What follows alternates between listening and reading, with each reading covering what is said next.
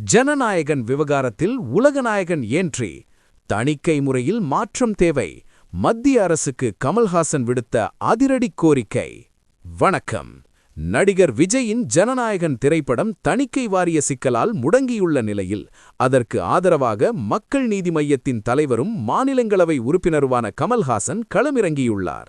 Cinema தணிக்கை முறையில் வெளிப்படைத்தன்மை வேண்டும் என அவர் வலியுறுத்தியுள்ளார். இது குறித்த கூடுதல் தகவல்கள் இதோ. கலை சுதந்திரத்தை பாதுகாக்க வேண்டும். ஜனநாயகன் படத்தின் ரிலீஸ் தள்ளிப்போயுள்ள இந்த இக்கட்டான சூழலில் கமல்ஹாசன் இன்று வெளியிட்டுள்ள அறிக்கையில் கூறியிருப்பதாவது: காலக்கெடவு அவசியம். திரைப்படங்களுக்கு தணிக்கை சான்றிதழ் வழங்குவதில் ஒரு குறிப்பிட்ட காலக்கெடவு நிர்ணயிக்கப்பட வேண்டும். இழுத்தடிப்பது ஒருபோதும் தீர்வாகாது.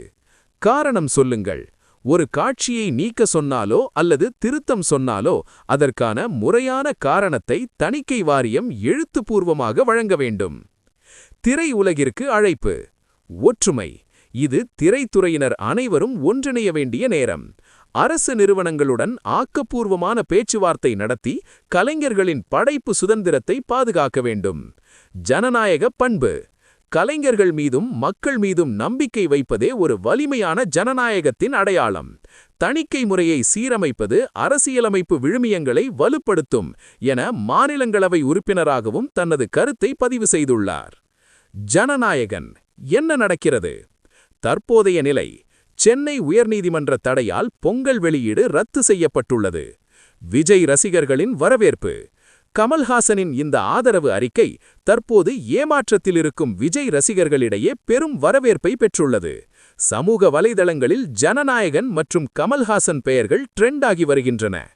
கமல்ஹாசன் முன்வைக்கும் 3 முக்கிய கோரிக்கைகள்: தணிக்கை சான்றிதழ் வழங்குவதற்கு காலக்கட்டுப்பாடு விதிக்கப்பட வேண்டும். மதிப்பீட்டு முறையில் வெளிப்படைத்தன்மை இருக்க வேண்டும். காட்சிகளை நீக்க சொன்னால் அதற்கான முறையான நியாயம் வழங்கப்பட வேண்டும். செய்தி வாசிப்பாளர். சினிமா ஜாம்பவான் கமல்ஹாசனின் இந்த தலையீடு ஜனநாயகன் படத்தின் சிக்கலை தீர்க்க உதவுமா என்பதை பொறுத்திருந்துதான் பார்க்க வேண்டும்.